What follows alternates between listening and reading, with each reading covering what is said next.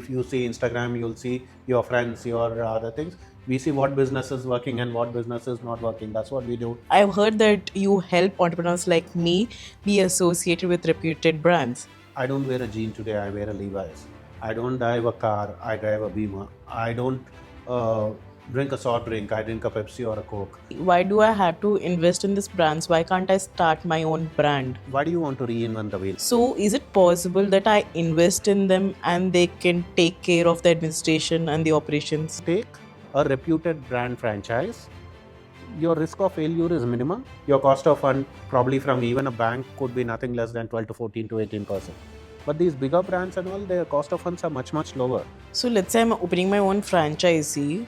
Like, do I go again, even with the franchisee, do I go with reputed brands or do I go with new startups? With the right brand association and with the right funding effort you put in, chances for any of you to succeed in your business in franchising is extremely good now.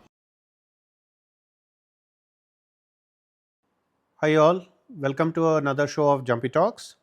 Just for starters, Jumpy Talks is a subsidiary of Icon, a 35-year-old franchise consulting firm. In the last 35 years, we have franchised, or I would say we had consulted more than over 700 odd franchise deals, won the Best Franchise Consultant Award in India in 2008. And I would like to introduce you to this lady, Shraddha. Hi, Shraddha. Hello, sir. For the benefit of viewers, can you explain about why you are here today and what exactly you're looking for and how did you come to know about us and what made you come here today? Hello, The floor sir. is yours. Please go ahead. Yes, sir. First of all, good evening. Thank you for having me on the show. Very My good. name is Shraddha, and I'm a very young entrepreneur. And I've heard about your work through a friend of mine, and I wanted to know a little bit about franchising. And I've heard that you help entrepreneurs like me be associated with reputed brands. So I would like to know the process of it. How do I get into it? And can you walk me through the process? We'll do that. Firstly, thank you, friend, for telling about us and getting you here today. I'd like to make this more conversational, so I may ask you some queries in between, and which would help out and ease out the process. The reason we would be doing that is because whoever are the viewers seeing today, they will have a lot of queries about franchising. By we conversing with each other, I think 90% of their queries would be solved. So we'll start off with that. And firstly, before we start giving you any franchise opportunities, the way we do it is we try to understand more about you. And in terms of, firstly, I'll keep asking you questions. Probably you can answer those. Can I know what your educational profile is?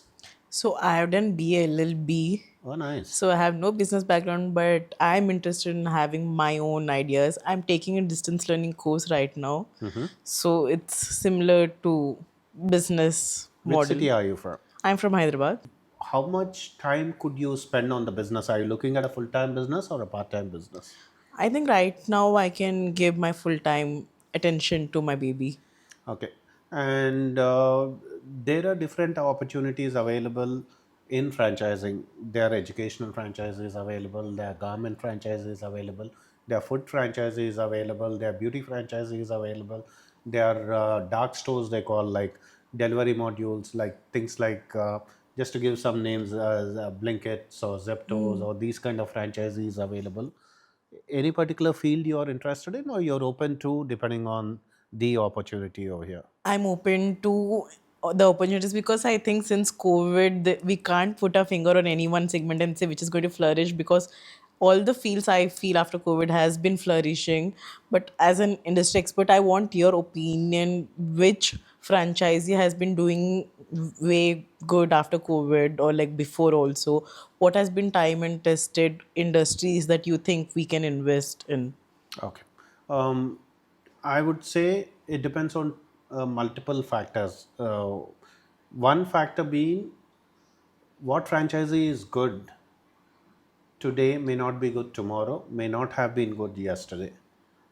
Just to quote some examples, there was a phase in which all computer training centers were doing extremely well between mid 90s to till the dot com bubble we call the early 2000s. Anyone who started a computer training school were doing extremely well. Today, you hardly find any computer training schools. Similarly, maybe there was a phase in which suddenly you saw a lot of slimming centers coming up all over the country.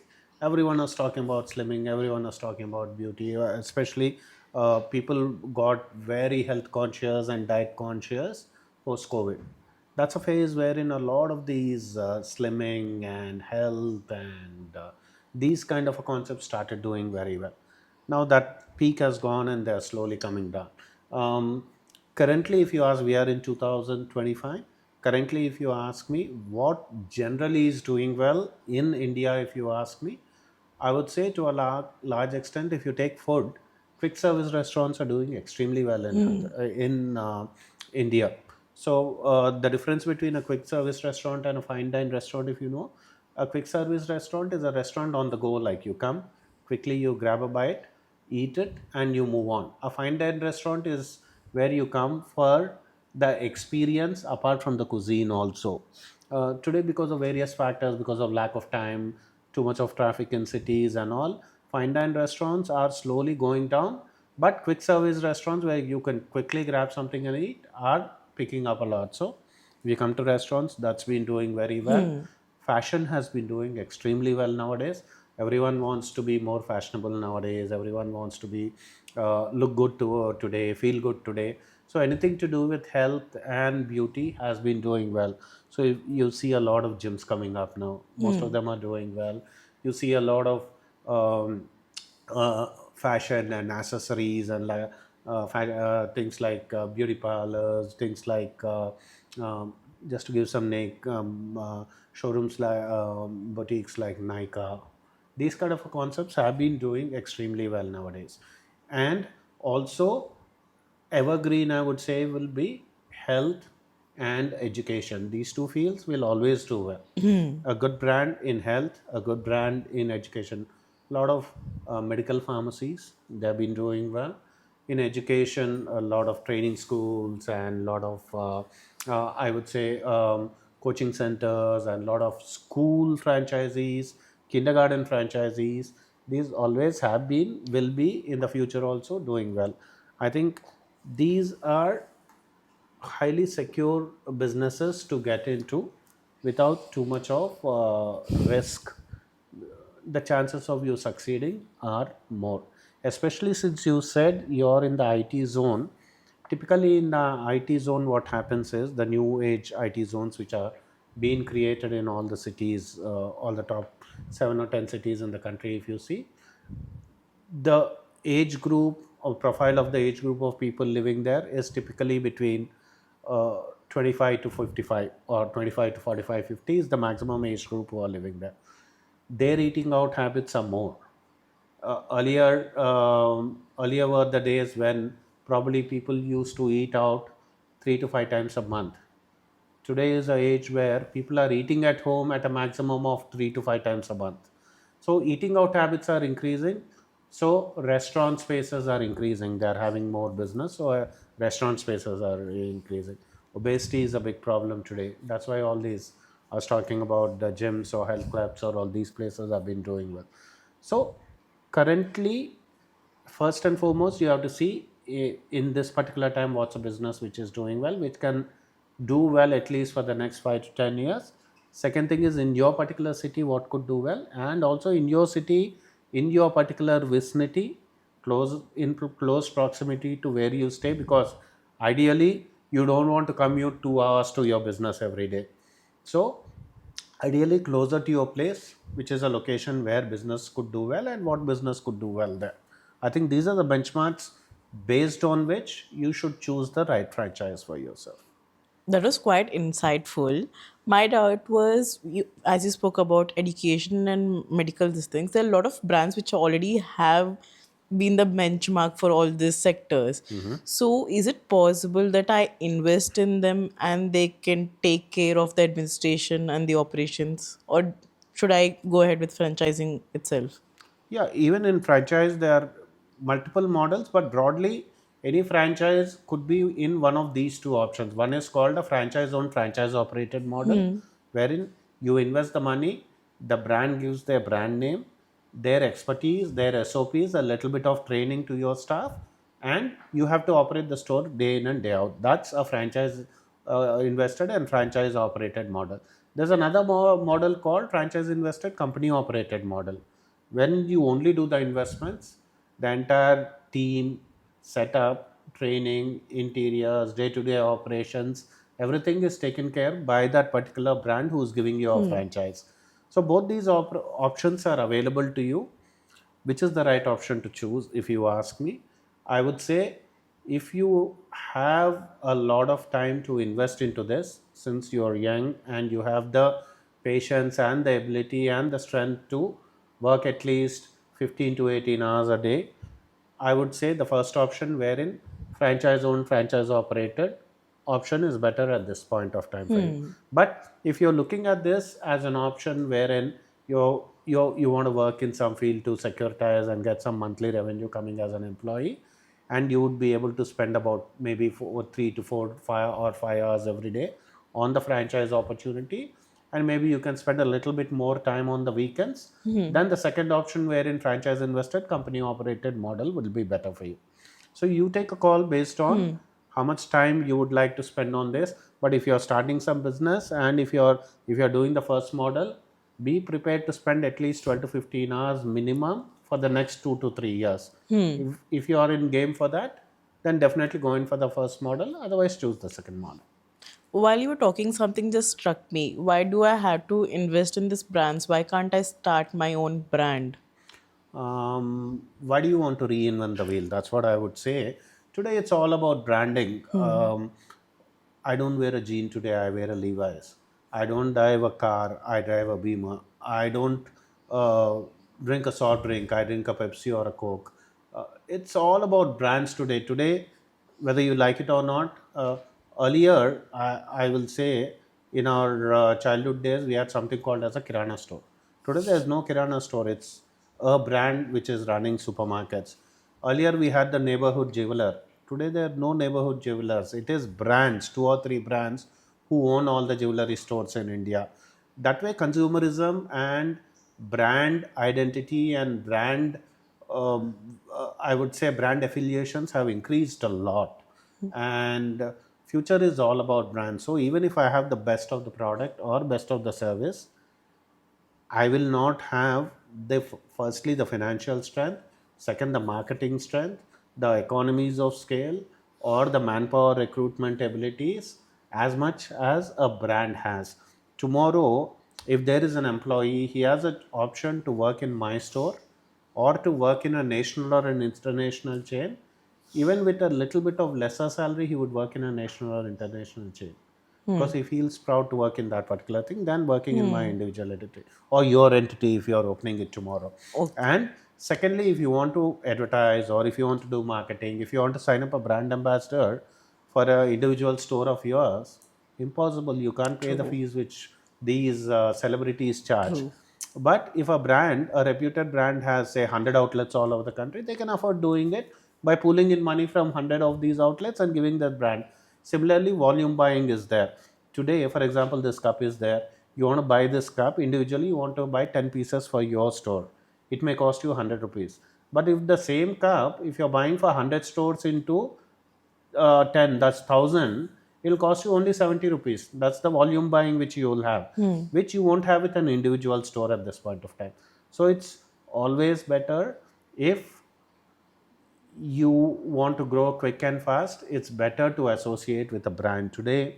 um, unless you have a lot of patience, a lot of money, a lot of time, where you feel my brand is the best, and no, nothing wrong in that. If you're confident about your brand, then you feel you can put the next 10, 15, 20 years and scale it up worldwide or India wide, and you want to take it. If you have that vision, time, patience, and money, well and good. Otherwise, today brand life cycles are also decreasing. There were brands earlier which were passed on generations. Grandfather has given it to his son, and his son has given it to his son. So Three generations have been running the same stores earlier days. Today, the brand's life cycles are not more than 5 to 10 years. So you have to move very quick, scale it up fast, and most of the brands or some of the brands are not having a life cycle of more than 10 to 15 years. So at this point of time, I would always suggest strongly associate with a noted brand and prosper along with them than trying to compete with them in this stuff. Everything has become a post covid. Your Hmm. rental costs have more than double, your manpower cost has increased by 40 to 50%, and then your raw material costs have increased. At the same time, your selling price has not increased. So today business is in a very very tough environment, and it's not that easy to start, scale up, and compete with the best of the brands in the country. Their cost of one more thing is the cost of funds. Today, if you go for loan, your cost of fund probably from even a bank could be nothing less than 12 to 14 to 18%. Hmm. But these bigger brands and all, their cost of funds are much much lower. Probably Hmm. they can get funds from international organizations at as low as 5 to 6% per annum. Hmm. You cannot compete with them with these points. So various factors put in together, Hmm. I would sum it up and say safer bet would be to associate with a brand and scale, Hmm. grow along with them, than trying to compete with a brand and creating your own brand. Okay. So let's say I'm opening my own franchisee. Like, do I go again, even with the franchisee, do I go with reputed brands or do I go with new startups? Because let's say, what if my ideologies align with them, or like we want to start our own segment which hasn't been there before? Because a lot of new industries which haven't been there, like for example, AI. Let's say I want to get into AI. So, should I like go ahead with some reputed brands which already are there in the market, or should I go into startups? AI is just an example, but like you get my point. No, no, I understand fully what you're saying. I would say both are good and both are bad. I'll give examples of both also. For example, you must have heard about this brand called Hero Honda, uh, two wheeler. So once they came into India way long back around late 80s or early 90s, when they came, very few people applied for the franchises because it was a new brand. No one knew how good or bad they would be doing. But the people who took the franchisee in earlier days today have earned millions of rupees. So they entered in an early stage of that brand. They could easily get that franchisee, and they could make a lot of money in that. Other way around, if you again another example, people who initially took Maruti Suzuki franchise, they made a lot of money, and but there are disadvantages in that only. We are only hearing success stories. There are many brands which came early stage, people took franchise, they put money, they lost money in that also because the brand could not perform. So that being a risk.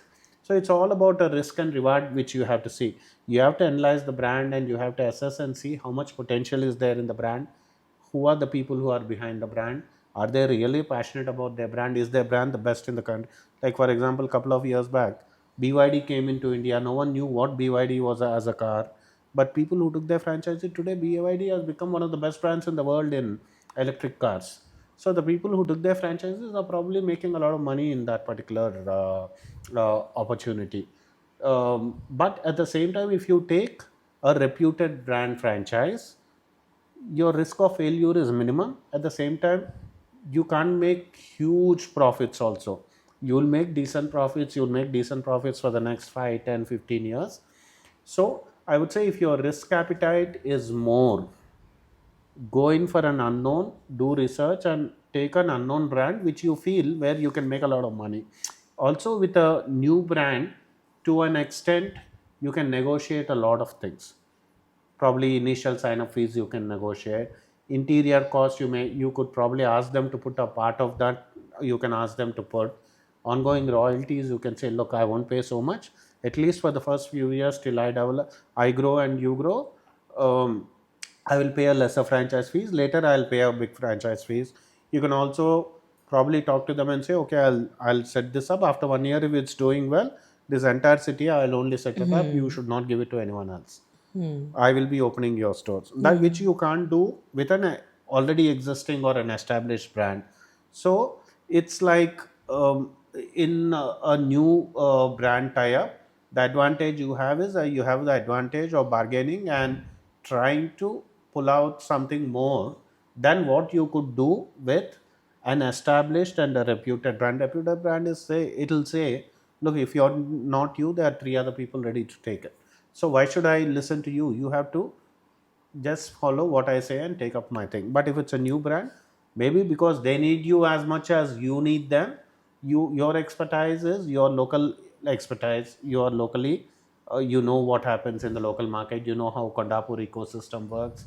So that's the expertise you have. They are sitting in Delhi or Bombay or wherever they're coming from and trying to give you a franchisee. They're giving it to you because locally you know better than what they know.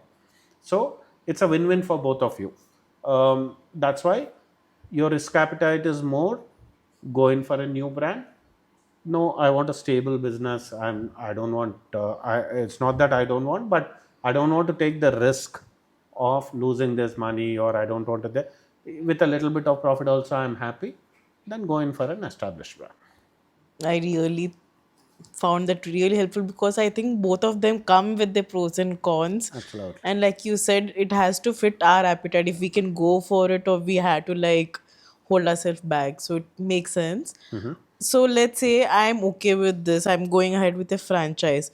Now I think the next important factor in any business is the location. So how do I determine which would be the best location for my business or my franchising? I'm sure you must have heard about this saying, especially this true for retail. There's a saying that "Jo dikta hai, wo bikta बिकता hai." है. That means what can be seen will be sold. So it's absolutely important.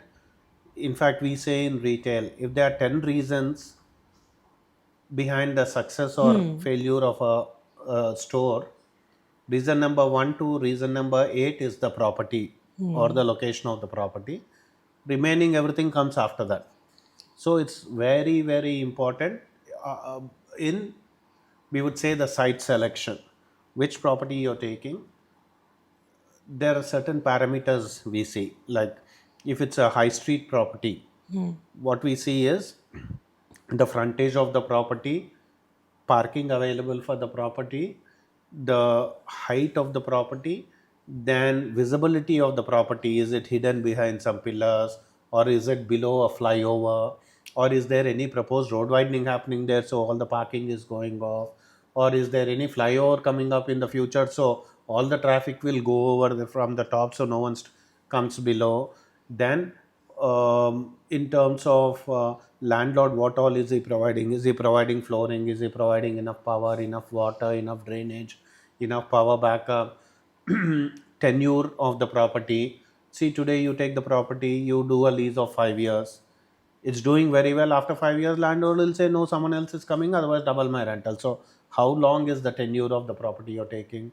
One more very, very important point being, uh, how legal is the property today? Unfortunately, a lot of landlords, they deviate, and sometimes they build with, if they get permission for say 10,000 square feet, they build 15,000 square feet. They build one more floor extra. They build some more, they occupy the side setback areas also, and they build.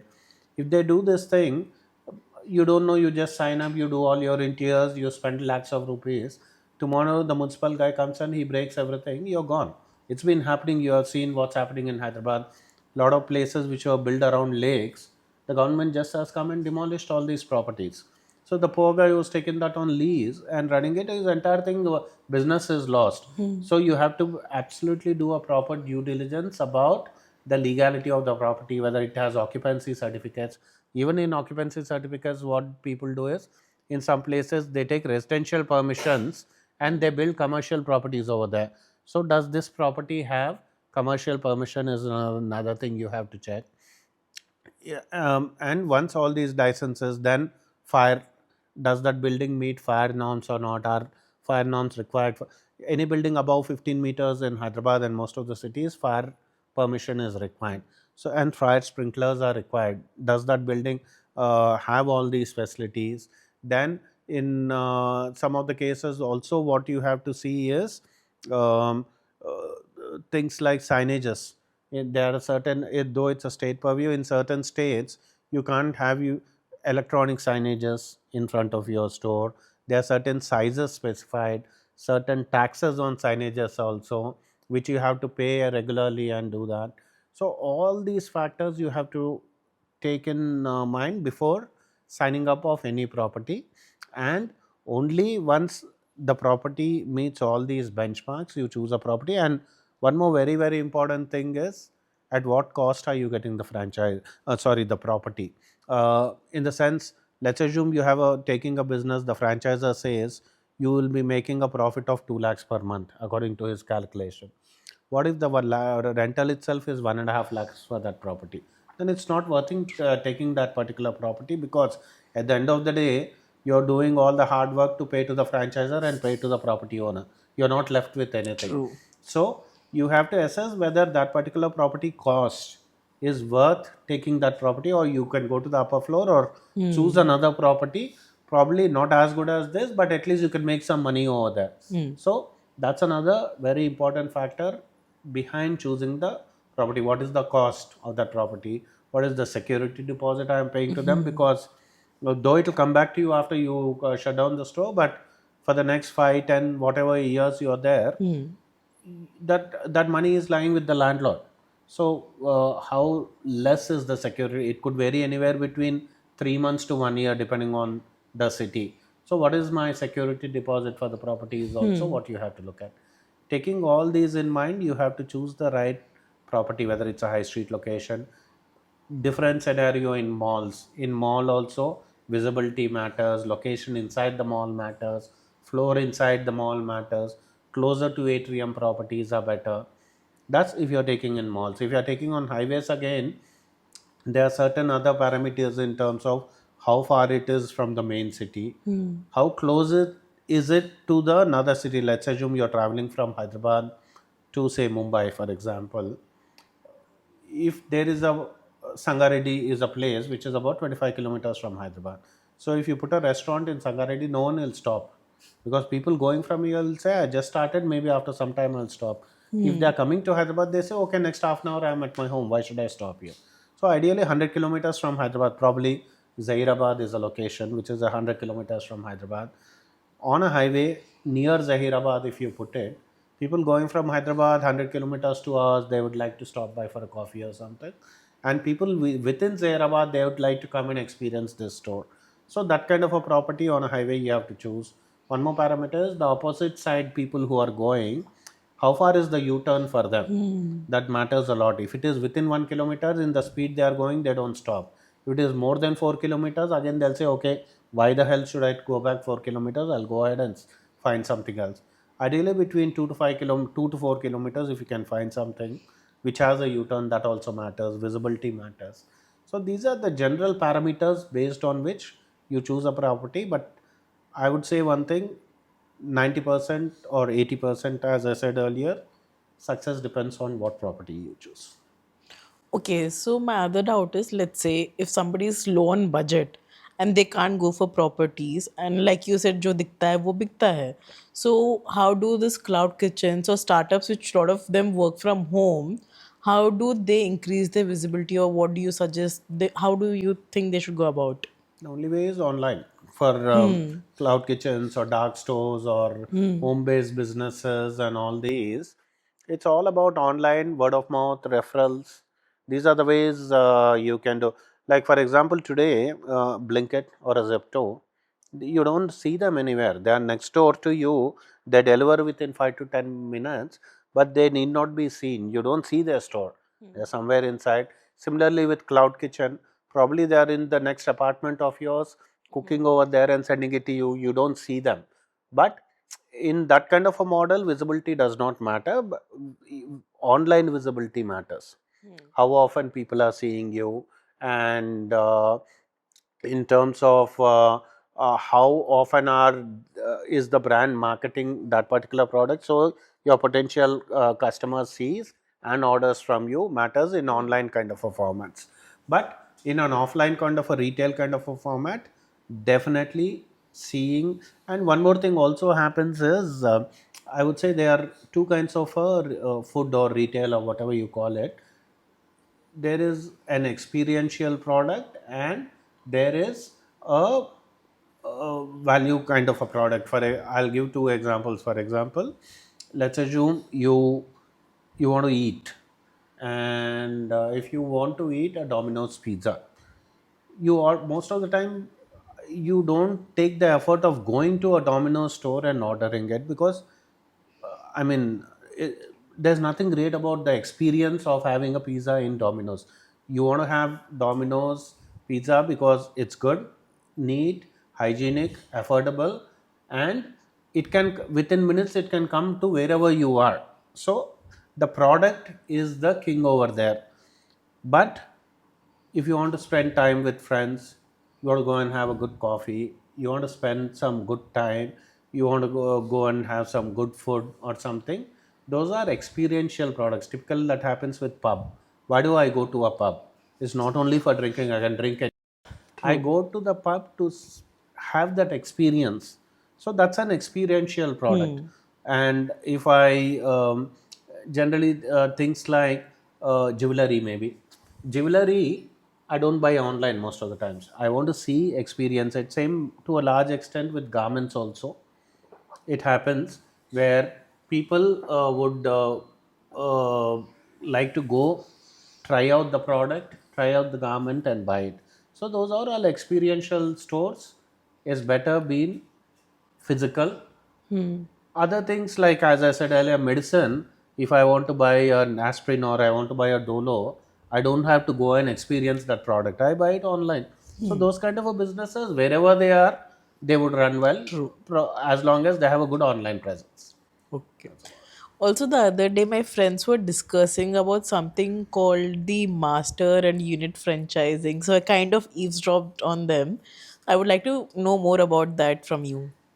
Unit franchisee means you take only one location Hmm. of that particular brand and operate that particular store. So you said you're from Kondapur, you want to take up a franchise of a garment store. You say, I'm living in Hyderabad in a place called Kondapur. In a place in Kondapur, I want to open your garment store franchise. Other way around is you can go to them and say, look, I'm living in Hyderabad, which is a part of a state called Telangana. I want to take up the entire rights of this particular state or this particular city. So tomorrow, how many ever stores come up in this thing, I will only open it, or I will appoint a sub franchisee who will operate under me. So there's a brand, you will become the master franchisee. Then there'll be a sub franchisee. So whatever new stores open, you will have an option either to open on your own, or you or the franchisor will appoint a sub franchisee, and that particular sub franchisee will be operating under your control. In certain brands have certain nomenclatures. For example, in Subway, they earlier had a concept called DA. He was called the development agent. So whoever was the first franchisee, I know a good friend called Sandeep Shah was the first franchise for Subway in Hyderabad. So once he took up, he opened one store of his in a place called Banjara Hills, Nagarjuna Circle. Then later, whoever sub franchises were coming, he was supporting them. So even for the brand, it's easier that there's a local master franchisee supporting these Hmm. franchises, and whatever royalty these sub franchises were paying, a certain percentage of that used to go to the master franchisee or the development agent, or what you call it. So for you, the advantage is once you sign up with that brand, you have control. If the brand is doing extremely well, you have two options. One, you can quickly open multiple stores of that, and second option being you can try to appoint sub franchisees and you support. You make money once, as long as the sub franchisee is making money. Also, you make a certain amount of money, and the brand also is easier for them that you're supporting these franchisees. They don't have to Hmm. recruit teams to support these people. So that's a master franchise option. So in master franchise option, generally there's a tenure and there's a commitment also. The brand would say, okay, we are ready to give you a master franchise, but you have to assure us that in the next 5 years, let's say you have to open minimum of 20 number of stores either on your own or in a sub franchise route. That's the condition on which they generally give a master franchise. Otherwise, you if you're happy with trying out one store, then you say, okay, I don't want a Hmm. master franchise, I want a unit franchise. I'll take one franchise and I'll operate that on my own. Okay. That's how it goes. Okay. And let's say मेरे को एक partner मिल गया है, got a location, everything is sorted. Next comes the licensing part of it. So what's the process for that? Mm, lot of people make a mistake. They think, okay, ये license क्या चलेगा, ये पहले शुरू कर दूंगा, बाद में देख लूंगा. That's a major mistake which people do. There are about 5 to 10 licenses which most of the brands or most of the retail or any business has about 5 to 6 things which compulsorily they have to have. One being they have to have a GST number. Today you have to have GST to sell and buy anything. You have to have a proper GST number. That's number one. Next, if you're in food business, you're starting a restaurant or a coffee shop or anything, you need something called as a food license or FSSAI license is something which you require. Then you require something called as a trade license. Then you need ESI and PF. If you are having employees below a certain salary category, then you have to compulsorily take ESI and PF licenses for them. Then you also need to take a license in terms of, as I said earlier, for building. Occupancy certificate is there. Lift license is a state. In some states, if you have a lift within your shop, if you have a two-floor shop and you have a lift also, you have to take some license for lift, and that's an annual renewal also. You have to compulsorily renew that every year. You have to renew that license also. All these compliances, all these licenses, and if you have a signage, you have to pay a certain fees every year for the signage, distinct to also to the municipality. So these kind of a licenses, and if you are having a food truck on a street or some place like that, there's something in Telangana and Hyderabad called a street vendor license. You pay a certain fee, they give you a license for operating in that particular street. So depending on which business you are and which location you are there, which city you are, there are certain kind of licenses mandatory. Some are state purview and some are central purview, but 5 to 6 licenses which I had mentioned to you earlier compulsorily have to be taken by you. I think that is important because I've seen a lot of buildings or a lot of things, like a lot of businesses in my own locality which were demolished by the municipality. I think because of the lack of this licensing, and a lot Licenses, of people absolutely. like take it for granted. They take it for granted. They don't pay the simple things like your fire insurance. They don't do. Suddenly there's a fire, everything, their entire life's earnings are gone in a, just because they don't pay that few thousands of True, rupees for a fire. true. This thing, license, they generally neglect the renewals. Then this thing, tomorrow, let's assume god forbid a fire happens, if any of these licenses are not there, you won't get your insurance. True. Insurance is you did not comply, so why should I pay you? They would always look for an excuse. So that's the best excuse if you're not having any of these compliances in place. And some things like ESI and PF are very strict.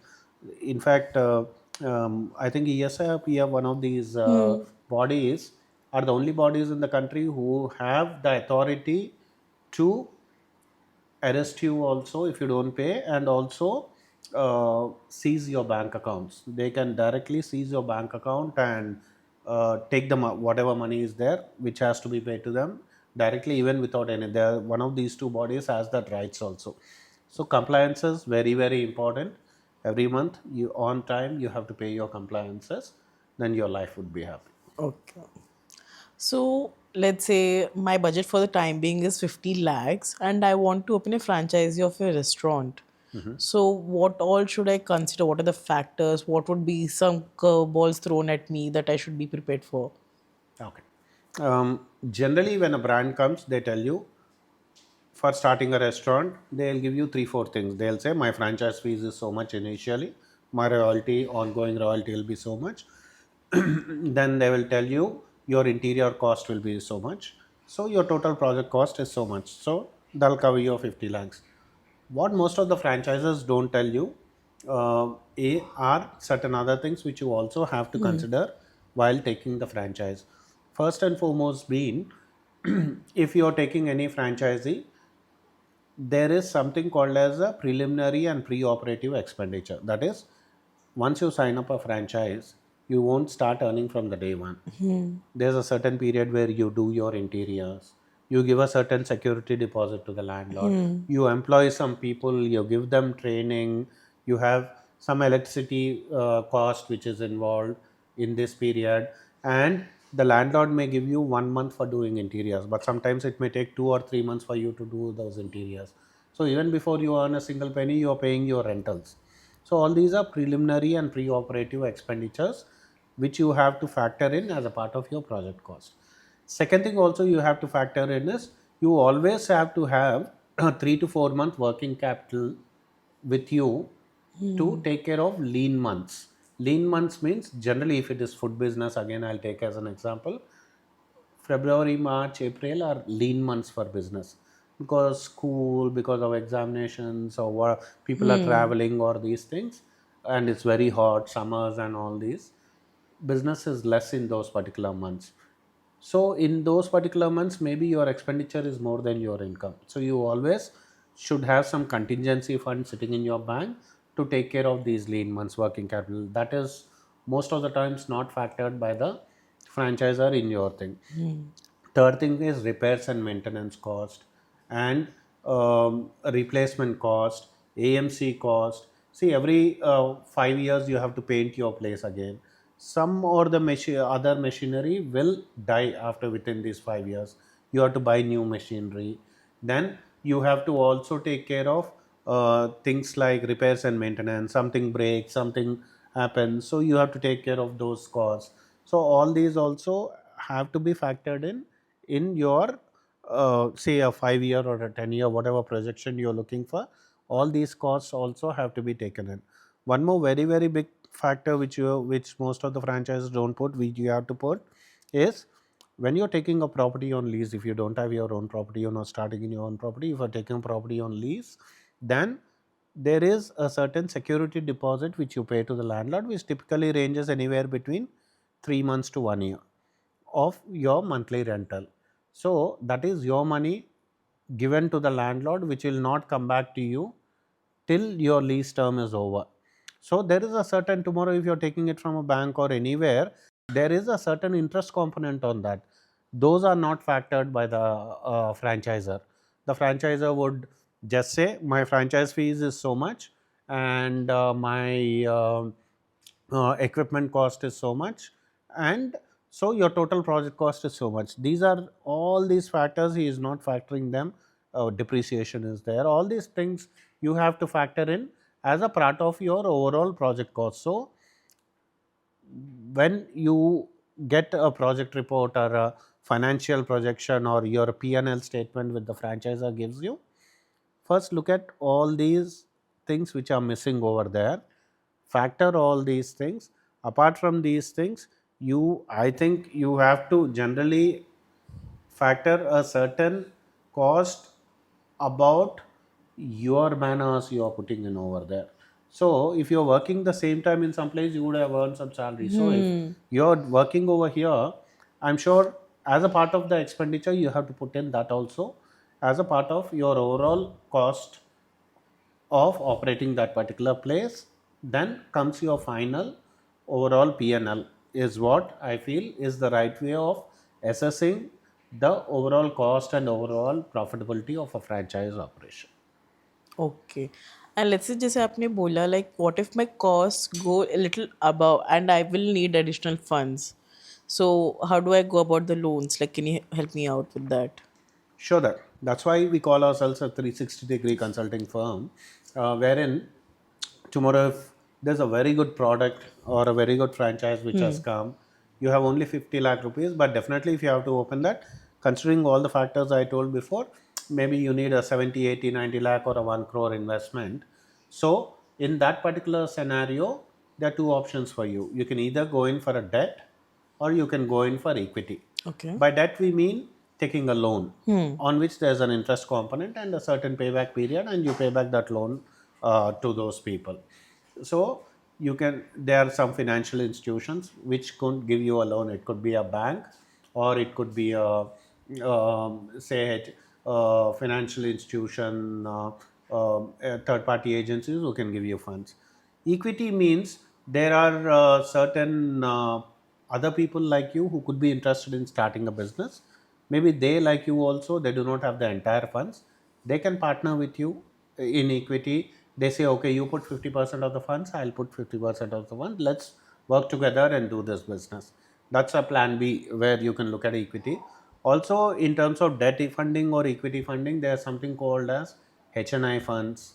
That's high net worth individuals who have a lot of money and they want to invest into good businesses, and they want people like you who can work, earn money, and give them some return on their investments also. Then you have family funds, they are called. Then you have venture capital funds, then seed capital funds. Then apart from this, there are a lot of loans which the governments are giving also, low cost loans or no cost loans also. Like you must have heard about something called mudra funds, and Hmm. women entrepreneurs, there are special funds which are there from government bodies and all. So you can explore multiple opportunities based on your concept, what you're looking at. If you come to us, we'll tell you what are the best sources for getting these funds and help you out with getting funds also. Got it. I have one last question, and I have one special question for you in the end. But before that, just to Please. sum it up, what are some obstacles you think every entrepreneur out there should know? Like, this is something is a given, like in the industry, like if you're going, you have to go all in, and this is something you can't avoid. What are some obstacles that will come away? More than the obstacle, I would say, what are the cautions if you have to take before Hmm. signing up with someone? First thing being, if it's an existing brand with multiple locations, go to all the try to find out what are the PNL of all these locations. Hmm. If those locations are franchise stores, go talk to the existing franchisee Hmm. and ask them, look, I want to start the same thing in my particular city or in my particular colony. Since you have been doing that, what do you suggest? What is good and bad about this particular brand or this particular business? Maybe that brand, if it's a new brand, say there's a coffee brand which is coming up new, you're the first people to approach them.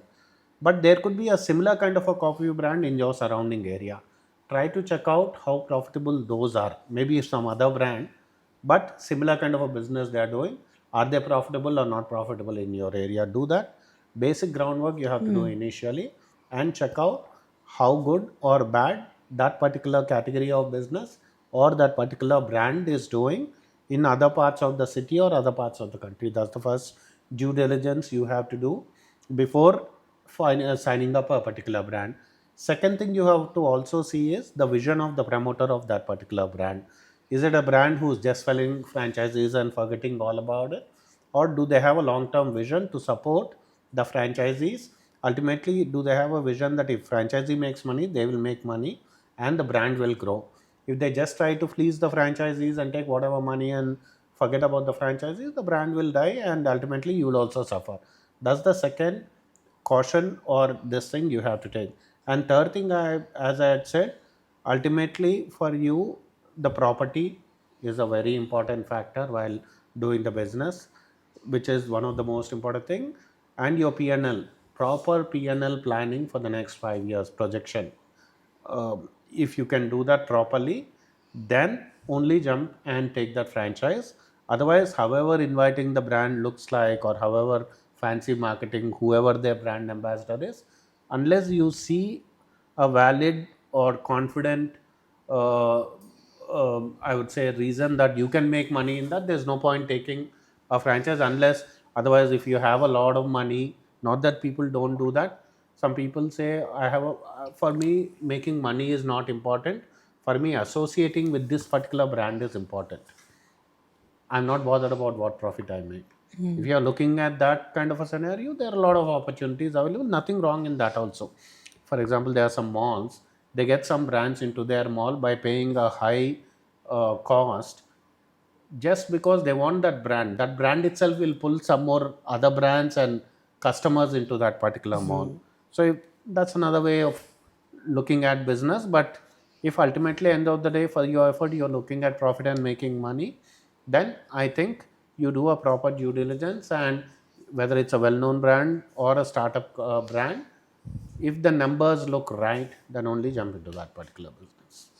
I couldn't help but relate, especially with that last point where you said, they pay extra for that one brand. Mm-hmm. Like how me and my siblings, especially the girls or me and my girlfriends, we go all the way to Kukatpally just for Zara. I think Absolutely. Zara is like Kukatpally is the only mall with Zara in There's it. only Zara in Hyderabad today Exactly. for So, Nexus malls now.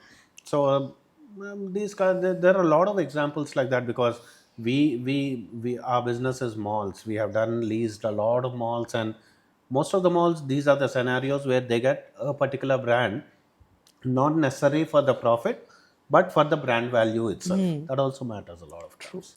My last question is, Please. why Jumpy Talks?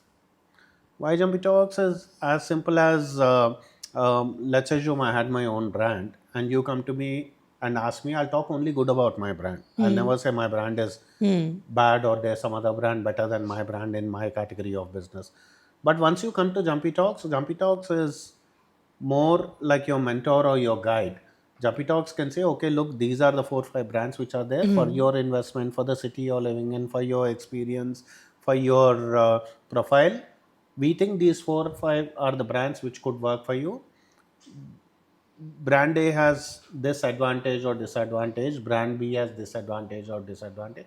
See, ultimately, at the end of the day, if I suggest you a right brand, I have no personal interest in any of these 5 brands.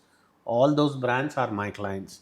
Whether you take a brand A or a brand B or brand C, ultimately, whatever little fees you have to pay me or they have to pay me, they will be paying that. I'm not any particular brand is not owned by me, so I'm not trying to push my own brand. So I'll give you a fair justification and a fair, I would say, my guidance about every brand, which brand, what are the pros and cons of any brand, I will tell you. Then you will decide. We do not guarantee the success. No one can. In fact, even the brand can't. But they said, but we personally don't guarantee the success or failure of any brand. But we'll tell you all good and bad about all these brands.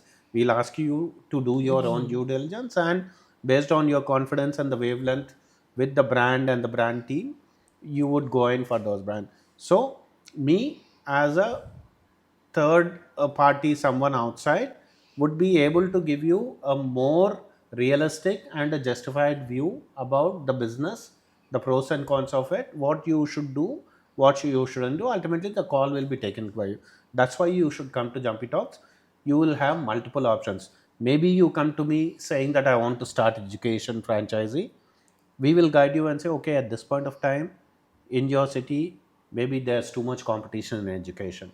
Why don't you look at beauty or healthcare or a restaurant or a coffee shop? Those are better businesses. Maybe you'll change your mind based on our experience, because we see hundreds of brands and thousands of opportunities every day. We know what's working. Our bread and butter is that every day from the time we get up in the morning, you maybe if you see Instagram, you'll see your friends, your other things. We see what business is working and what business is not working. That's what we do day in and day out. That's what all Jumpy Talks is also all about, analysis of brands and justification about brands and all.